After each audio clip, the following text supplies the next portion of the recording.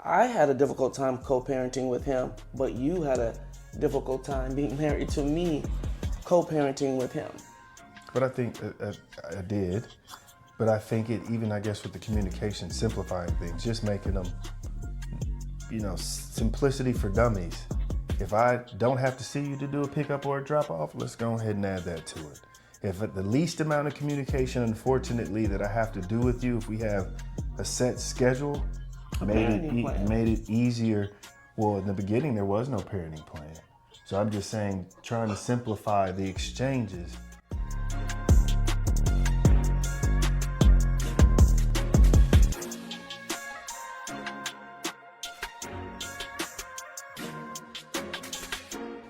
Good morning, everybody. It's Tessie and Charles with another episode of Vows and Verdicts. And today we're going to be talking about how you co-parent when you can't stand your ex.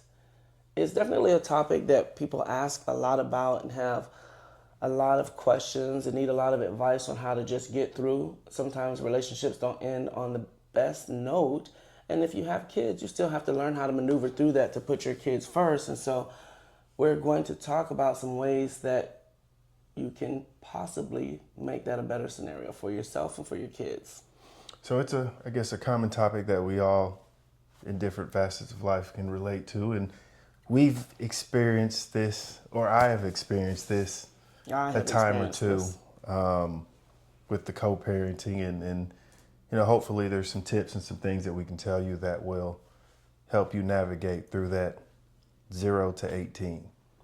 I have had some very touch and go kind of situations where I absolutely did not get along with the co-parent. Of course, I am divorced and remarried, but my ex-husband is not the only father. I have a child outside of that marriage as well, too.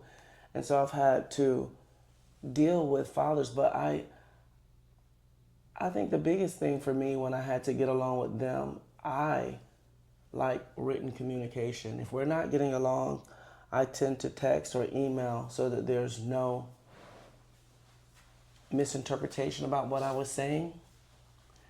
If we have anything that we're trying to relay, I just think if we're not getting along, you can misread the tone in people's voices. The conversations seem to linger on a little bit more if you're talking than in a text. But at the same time, you can also misread someone's text and take it a different way than what they intended in a text too. So I think that's easier to do when tensions are high. When you're already in a bad place, or you already, I guess, somewhat have bad blood, it's a lot easier to mentally go there and assume they meant the wrong and assume that they meant the wrong thing, opposed to if you are in a good place, you may read it a couple times and look at the message like, is this what they meant? And you send a follow-up. But when you're already in that negative energy, that bad place, everything they say is wrong. They breathe, it's an issue. So, and let's not, kind of off topic, but still on topic, they bring them home in dirty clothes or not the outfit that you sent them home. That, the text message is just going to go downhill from there because you're already agitated. So I guess you just need to step back and understand and realize that you are already aggravated and already don't like this person. So realizing that I'm already on 10. So maybe you calm down before you even communicate with them or go see them.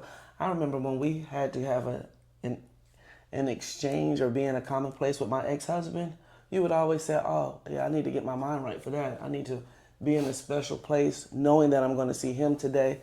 Because I had a difficult time co-parenting with him, but you had a difficult time being married to me, co-parenting with him. But I think I did. But I think it, even I guess with the communication, simplifying things, just making them, simplicity for dummies. If I don't have to see you to do a pickup or a drop off, let's go ahead and add that to it. If at the least amount of communication, unfortunately, that I have to do with you, if we have a set schedule, made it easier. Well, in the beginning, there was no parenting plan. So I'm just saying, trying to simplify the exchanges helped more than for me personally. Mm-hmm. I mean, you communicate and you are very clear with what your expectations are. With me, it's I won't say as much, but if we have something that is, again, dummy proof, or it's just simple, you pick up the kid, I drop off the kid, and so on and so forth. So I don't have to see you. Less That was the FaceTime. opposite of what we did with your daughter. And to your point, I agree, because it was the thing that drove me crazy. I felt like every weekend we were renegotiating what those terms were. So you say, hey, let's have it dummy proof. But when it came to your daughter's mom, this is what we're going to do. It's going to be this time, this place, this location. You're doing whatever. And every week it was a let's renegotiate. Well, can you come over here? Can we change it to this time? And we've all made arrangements around this plan. If it's going to be Friday at 3 o'clock at this location, 10 o'clock it was going to be a conversation about, well, can we go to this place different because I have something different? And I think if we're already not getting along, let's have a plan. And you have to be flexible. Things change. But if we can come up with a parenting plan of where it's going to be, where the exchanges are going to be, who's doing what. And that's why I say a parenting plan, not just a exchange and drop-offs, but in that parenting plan, we have child support. You know how much we're going to be dealing with for child support. This is how much I'm paying you on this day. It decreases the animosity. I know a lot of parents get up in arms about paying court-ordered child support, but I think it's one of the things that cause the most tension. I'm not in my feelings because it's back to school time and you need to give me extra money for this, or so on and so forth. If I know that you're going to be giving me X amount of dollars on this day, I can plan for that. I can plan for summer school. I can plan for clothes. I can plan for all those things. So a good parenting plan, whether it's formalized in a court order or not, but let's at least have a playbook of who's doing what, when, where, how. This is who's going to do this holiday. This is where we're meeting. This is how much we're paying. These are the expectations, because it doesn't always require a court to tell you what to do for your child. If you're not getting along to the extent you need a court to intervene, cool. But you don't have to always have a court intervene. If we both understand that the goal is to make sure that way past our tumultuous relationship, we have a common goal, and that's to raise a healthy, well-rounded child or children together. That has to be the focus. And everybody, likes the t-shirt, I'll do anything for my child. But getting along with the person that made them is at the top of the list.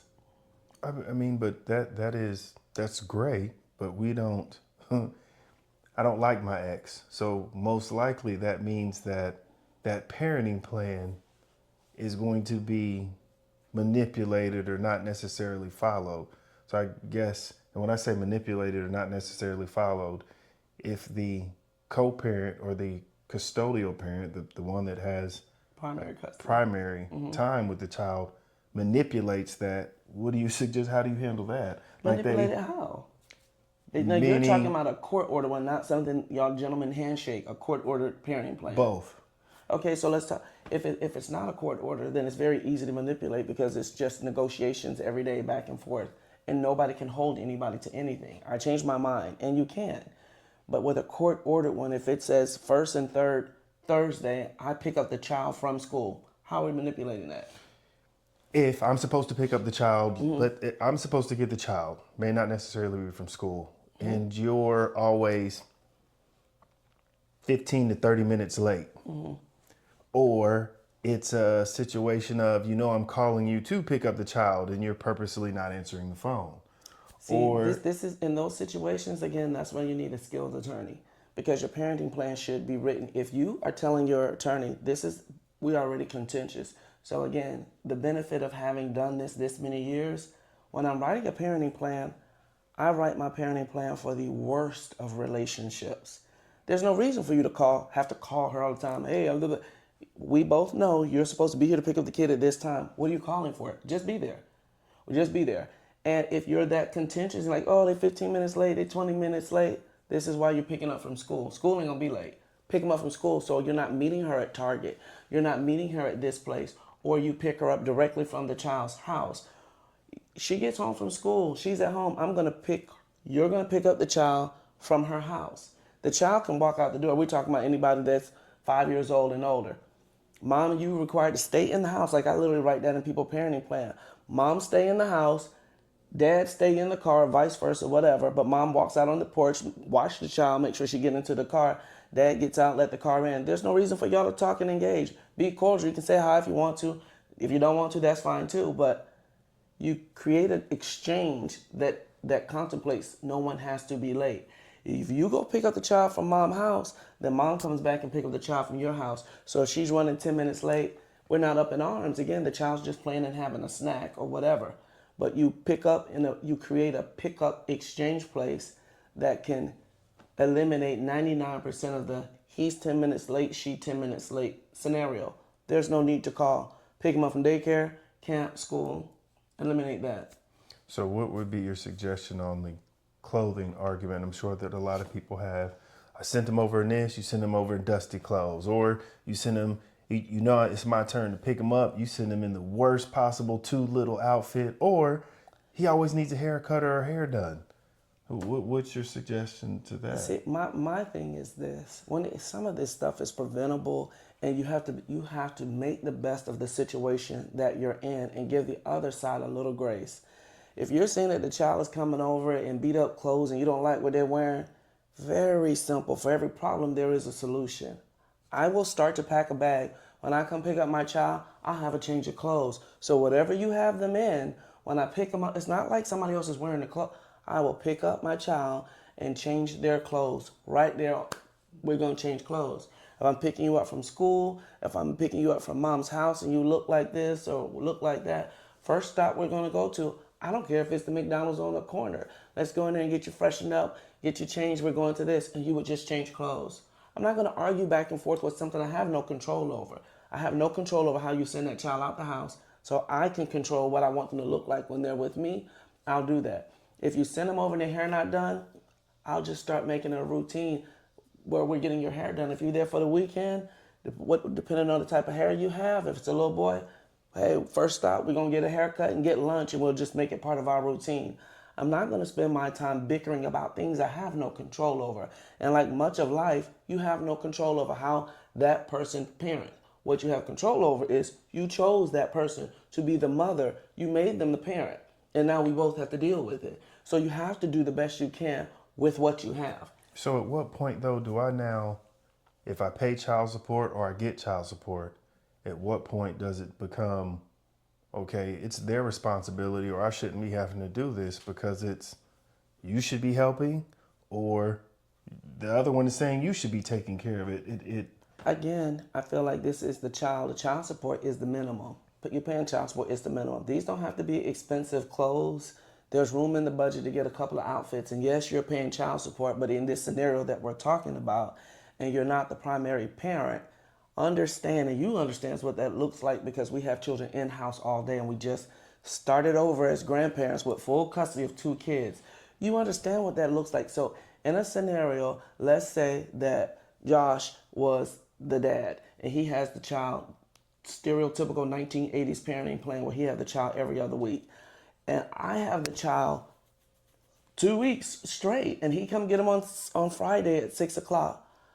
Today, before we sat down today, we had to get him up, get him dressed. We did ponytails, dropped him off, fed him breakfast, changed poopy diapers, all of this. So if you're complaining about you have to get a haircut every now and then, I'm not moved by that. Okay. Do you understand what I'm doing every day for our child, and you come get him on the weekend? I'm doing the homework. I'm doing the bath. I'm doing all these things as the primary custodial parent. So what? You got to take them to get a haircut. Their clothes are, look, you have to know that I love our child just as much as you love our child. And I'm doing the best that I can. I'm trying. I'm washing the clothes, whether you think they look appropriate, too small, whatever. I'm doing the homework, to go to bed, the attitude, to clean your room. You got a cold, to eat your broccoli, I'm doing all of this on a day-to-day basis every day.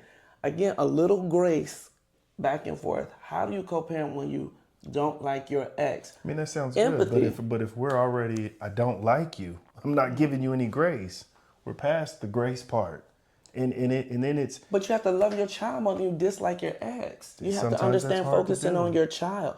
You have the child for the weekend. You know how much it involves in that time. But this is why I'm saying the number one, How do you co-parent when you dislike your ex? By focusing on your child more than you focus on the dislike you have for the ex. So at what point, I guess a follow-up question. So what point is it, okay, I'm a step left and move forward, and it's a situation where, okay, we need to go to court because this isn't a step left and move forward. That is how how do you know that it's pettiness or we need to address this in the court? What's the difference between the two?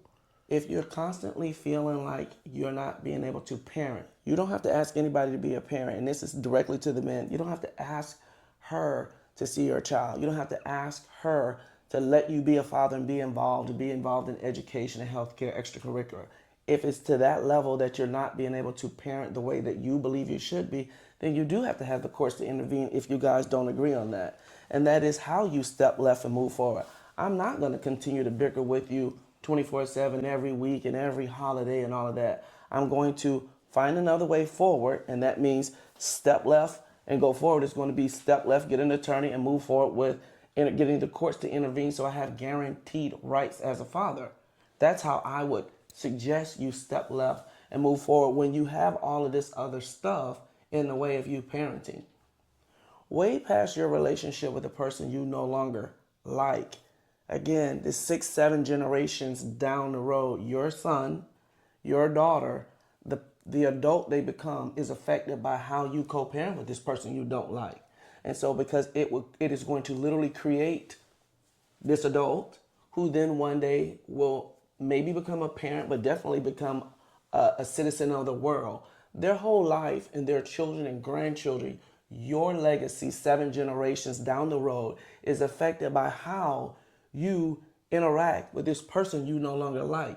You have to think past, I don't like you. I'll minimize my communication with you. I'll set really good boundaries so there's a lot less opportunity for you to offend me, for me to offend you.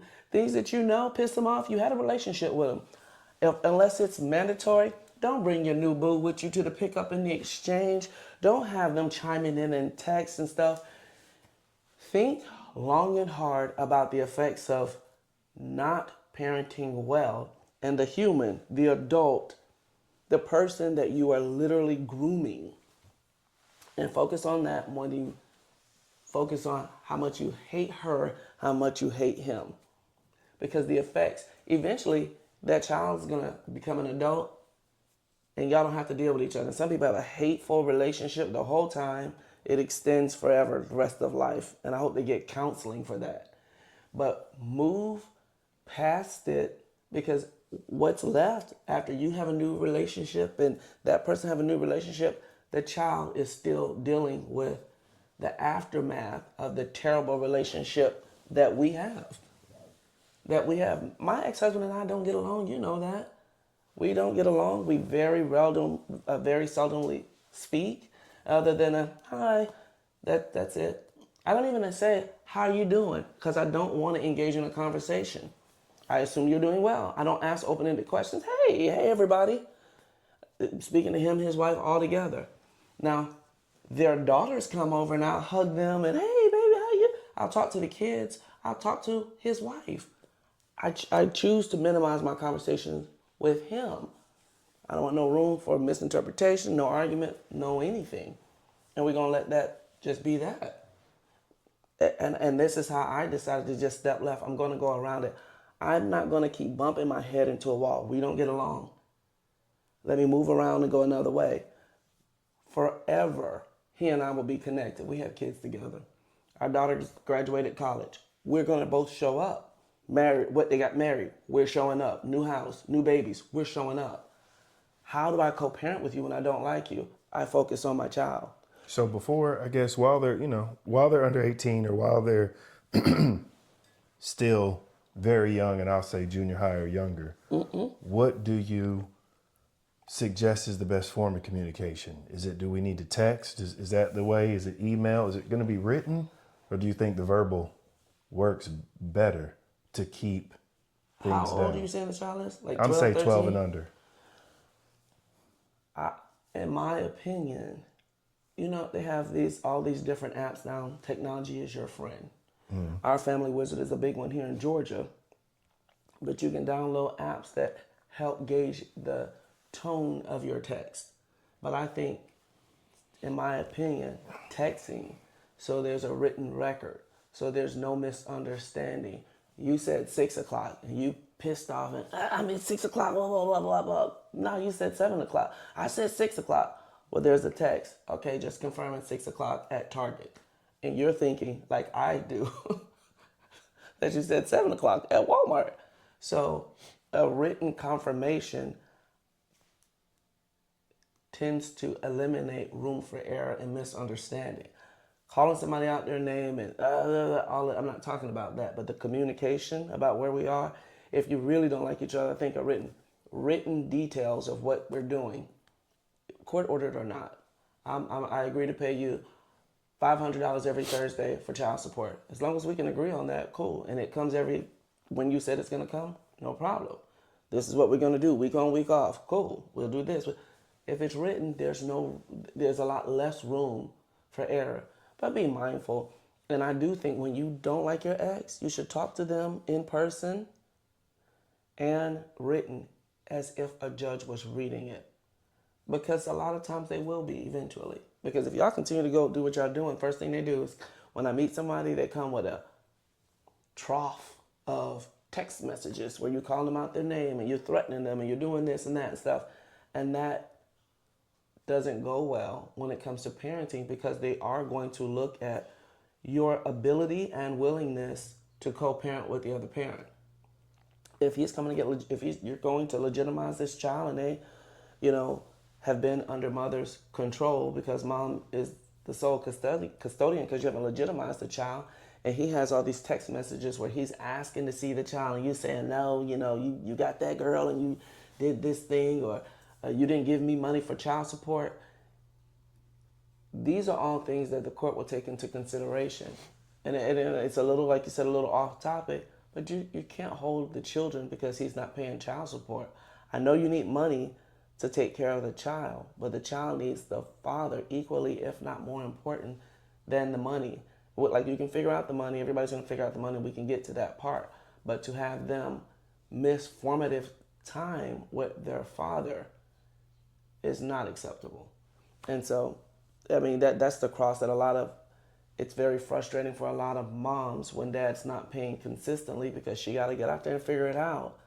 But if he's willing to give his time, even if he doesn't have the money, it is, again, in a lot of people's opinion, and in my opinion, more important than the money.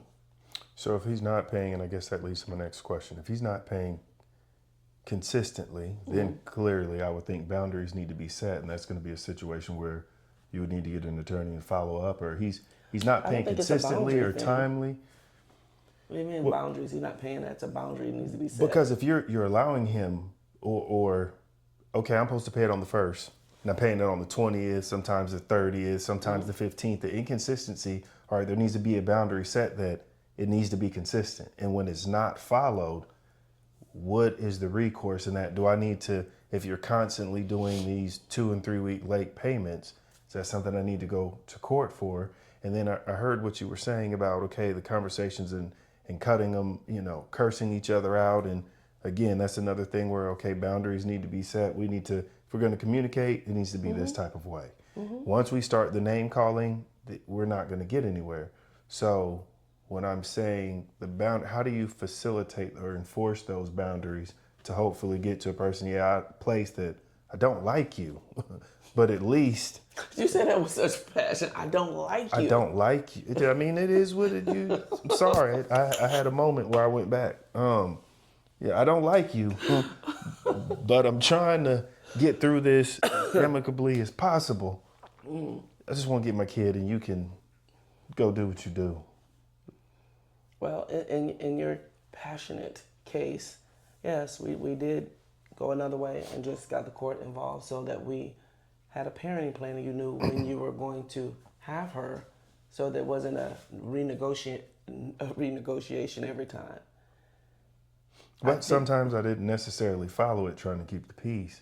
Yeah, because it's and I understand that it's, we're going to pick you up here, but when you're walking that gray line to, I'm going to make it difficult, but not necessarily enough that I end up in court. How do you navigate the pettiness?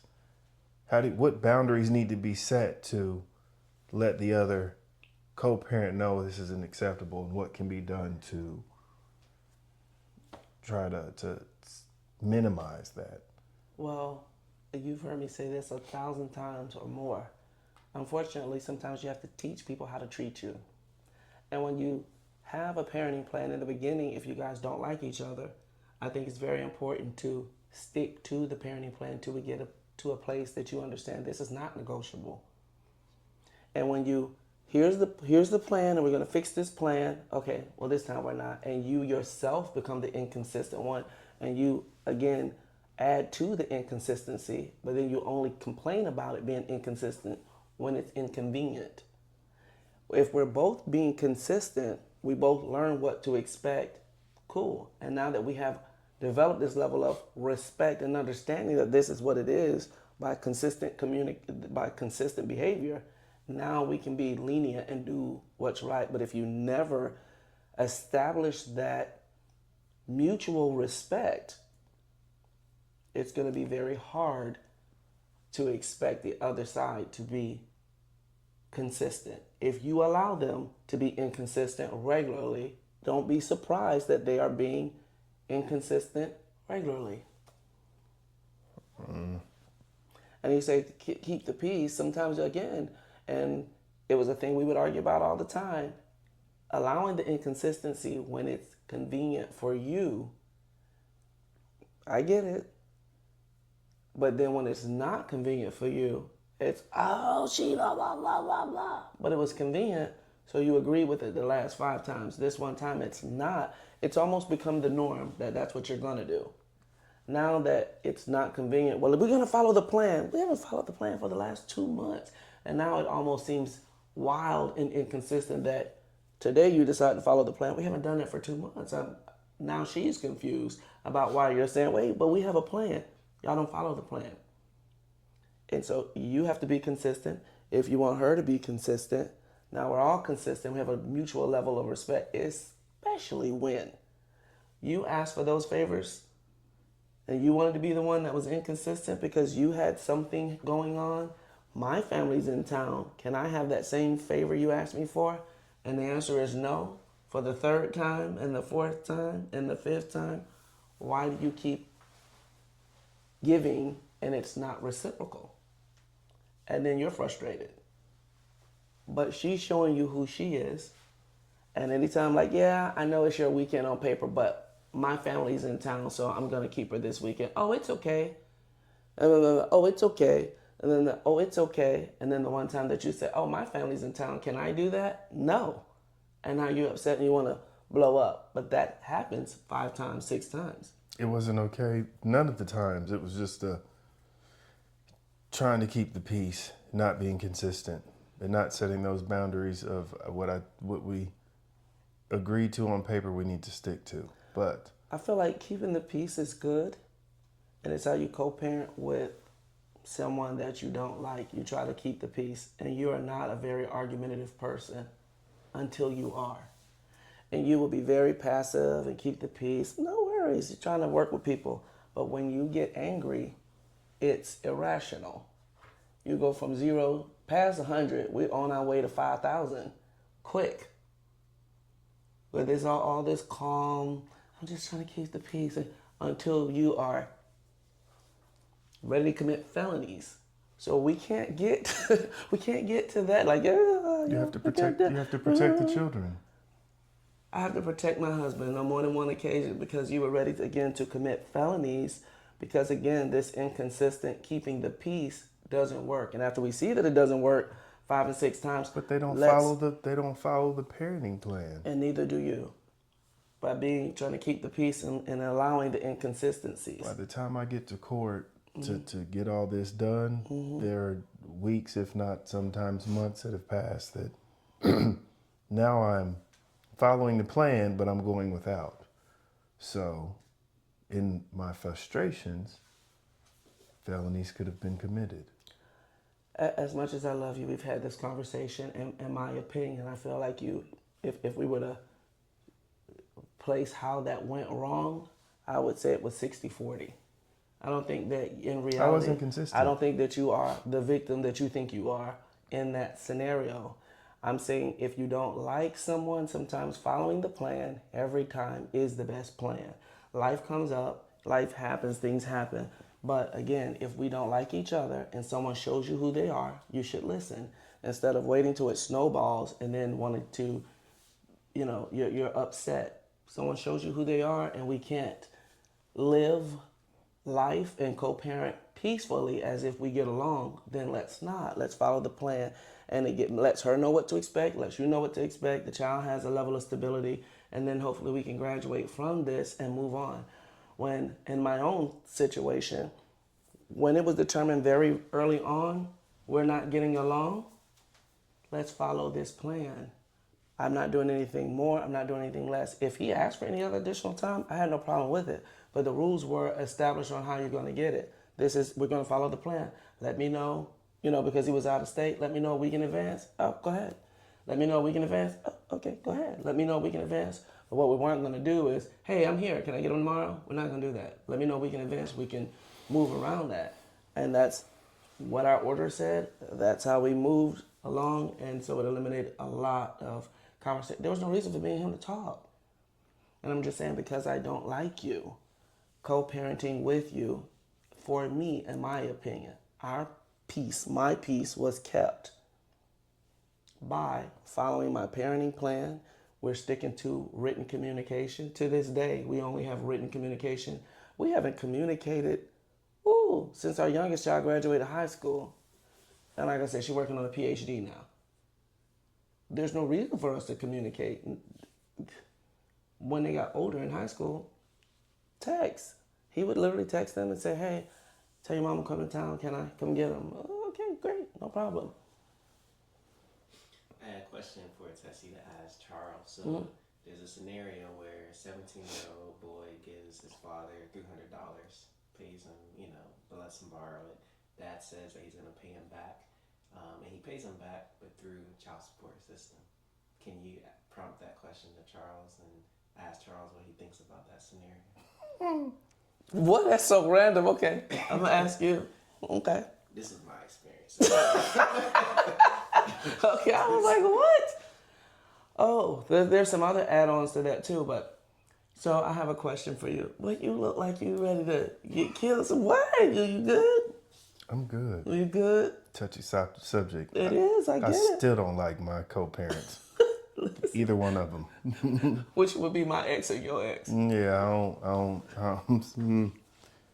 but I digress. No, I don't care for them. Okay. The memories are flooding. Question. Mm-hmm. So in a scenario, there was a child, still a child, 17 years old, and the father asked the son, can I borrow $300 and I'll pay it back to you? But the dad paid his child support and said, that's your $300. I'm going to put it in child support and pay. What are your thoughts on that? My thoughts are, the first thought that came to mind was, I don't know if y'all had parents like I did, but they would have said, I done bought you food, the electricity came on, there's water that comes out the faucet, there go your $300, you paid back. That's not right, that's not fair. I don't even understand how that applies. The father don't live in the house. This is a childhood thing. Hey, I got $20, and your parent says, all right, I'm at the grocery store, I left my wallet or something, let me get that $20, I'll pay it back to you later. You get home, and you say, hey, can I get my $20? And they say, you just ate, I just fed you. But this is a different scenario because you don't live with this parent. So it's not, I'm in the house, I'm paying the bills, I'm paying the electric, I just fed you. You're not. And how you old don't is this live here. child? 17. He got a little part-time job. He making his own money, and then he come to you and ask, and you go to him and ask him for $300. You should give him the $300 back. You paying it through child support is kind of messed up. So it's kind of foul. Especially if he worked hard for it and earned it. I mean, under any scenario, you borrowed the money from a child, you should be giving them their money back. A lot of non-custodial parents will do that same thing, even if it's not with a child. You'll say, hey, I'm going to go half on this for Christmas or birthday or graduation and fees I'm gonna put or something. it in child support. And you just pay your regular child support and say that that's what it is. And that's something that people argue about. These kind of things are going to continue to facilitate a bad relationship with the co-parent. I don't think that a parent should necessarily borrow money from their minor child at any rate. But things happen. I don't know what kind of situation that you're in.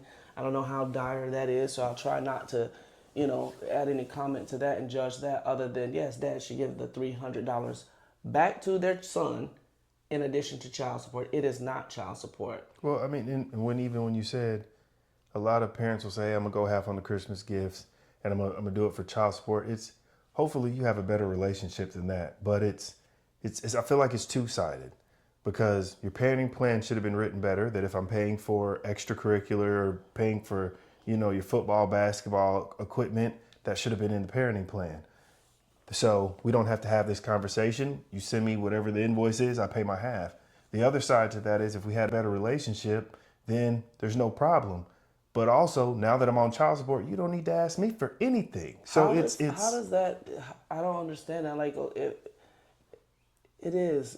I do think just because you're on child support, they should be asking you for some things, because there are. But people need to understand, and this is a little bit. And that's where I'm saying that it needed to be spelled out and written in that parenting plan.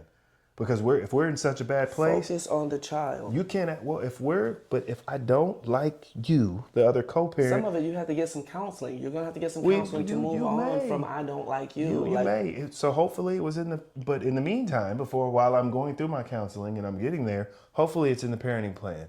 I'll be a little bit more apt to say, well, yeah, I'm supposed to pay for these extracurricular. I'm supposed to pay my part of the tutoring. If it's outside of what's on this paper, you don't need to ask me for anything. Baby, if you want to do your kickball or whatever it is tournament, you can do it at my house and I'll pay for it. But if it's at from your mama's house, that's her business and she need to be responsible for it. Petty, childish. I don't like your mama enough to talk to her about it and feel like it just is what it is. We're not in that place. So if it's not in the parenting plan spelt out, you have this deviant. Oh, if this happens, then you need to pay half. If this happens, you better spell it all out, because I unfortunately, your mama can't talk to me about it. So this is one of those classic places where you and I strongly disagree. And for me, as long as I know it's benefiting my child, I don't care if it's at your mama's house or my house or daddy's house or whoever's house it is.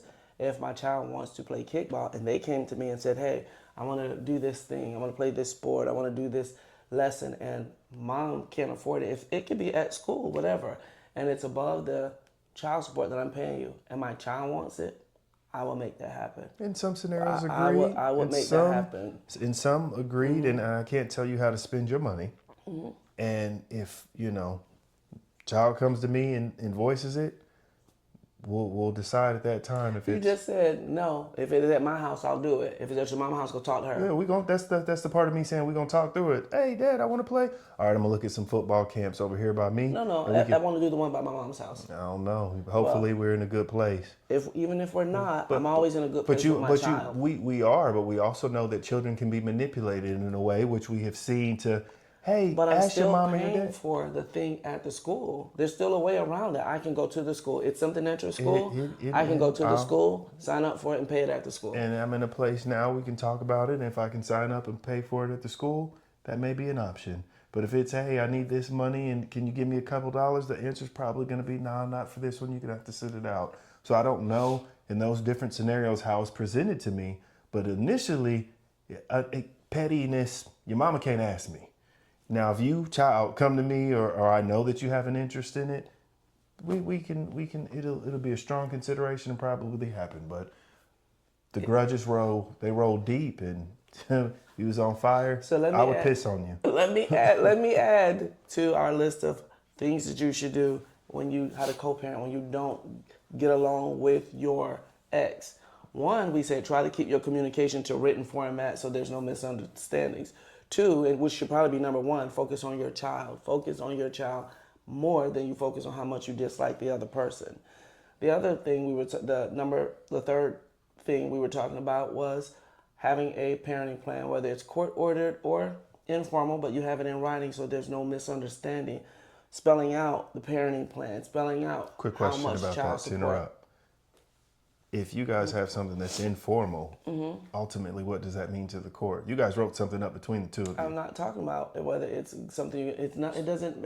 It's not valid in court. But to show the pattern of what it was. It's not binding. I'll say that. You can't enforce it. But it does matter if you have an 8-year-old and we've been doing this thing for 5 years. When I go to court and ask for 50-50 and say, well, Judge, this is what we've been doing the last 5 years and it's been working. Look, the child is thriving, the child's doing good in school, health is good, so on and so forth. You have a stronger chance of getting it because you've already been living it. I say that all the time. You need to be the parent you want to be before you show up to court. Don't show up to court and now you want 50-50 and you've never done it. But if you're showing I've done it, it's not binding where you can say, I want to enforce it, she has to do it. But you have a substantially stronger chance of getting that continued 50-50 or whatever it is because you've already been doing it. So when I say write it out, so you're not thinking that I'm going to pick him up on Monday and she's thinking Tuesday, have it in writing whether it's a court order or not so we both understand what we're doing as far as, parenting. We have a playbook for that. And then setting boundaries. If we have the boundaries, being consistent with what you have, trying to do things that, I'm not going to call you 10 o'clock at night and say, well, the baby coughing, I just want to let you know she's not feeling well. Set boundaries around pickups and exchanges for things that you know are going to trigger the other person. But I'm going to add to that, after hearing you talk today, I think going at number 1, you got to co-parent with somebody you don't like, seek counseling. Seek some type of counseling, whether it's to help you get over, you say these grudges run deep, get some counseling so you can move on for yourself and for your child. Sometimes co-parenting counseling may help you with that, and they'll give you some tips on how to communicate when you don't like the other person. Because if you go to court, they're going to require in Georgia a parenting seminar for that reason. But if you are so pissed off, y'all broke up when that baby was 3 and she 22 now? And you still as pissed off today. Like, you have to get to a place where you can move on and not be... I'm in the place. I ain't got to talk to you. I ain't got to see you. We don't have to communicate. So I moved on and I'm in a happy place. Bringing up all those bad feelings and memories and emotions, I think for most people would trigger them. Nonetheless, I can see some of the things that I've did wrong and I should have done better. I definitely see that now, but... Do you agree I had a bad relationship with my ex? Mm-hmm. And the co-parenting, and in my opinion, it was very bad. I won't say it was worse than yours as it relates to our children, because my children live with me and your daughter didn't live with you. So we come from different. I was the primary and you were not the primary for some of it. You were the primary for some of it and some of it you weren't. As much as I dislike him, my children will always be my focus. And they were. I'm not saying going forward like, oh, blah, blah, blah, blah. You've been there where I did not like him and I'm still trying to encourage and promote a relationship with them. You're a bigger person. I'm not a bigger person. Mature. I want my children to be emotionally sound. They're going to formulate their own opinion about him on their own, and it won't be because he was a bad husband. You can be a bad husband and a good father. I don't like you. I don't like you because of the husband you were. But you could still be a good father, and I don't want to interfere with that. Our children, all children, but especially little brown children, need as big a village as they can, and I think that starts with your parents. And as someone who didn't have my father in my life at all, I don't want to be the one to stop that interaction between them or in any kind of way intentionally make it negative for them. So again, I just think you have to love your child. For you, I love you for that. I love you for that, and I can appreciate who you are, and it makes me want to be a better person, but I don't feel that way. I know. You say the best revenge is living well. Mm-hmm. The best revenge is getting even. That's not the way to think, and I know that is wrong of me, but hopefully we were able to get some things out of this that the main focus should be the children, period. I agree. I'm 100% on that. Written communication helps simplify things. Setting boundaries will help with the written communication and last off that parenting plan. So hopefully some of these things you will find to be relative, and you can relate them in your day-to-day or your current situation that you got. We don't want you to take the Ray Cruz method, but like, love, subscribe. And follow. We appreciate you guys. Bye.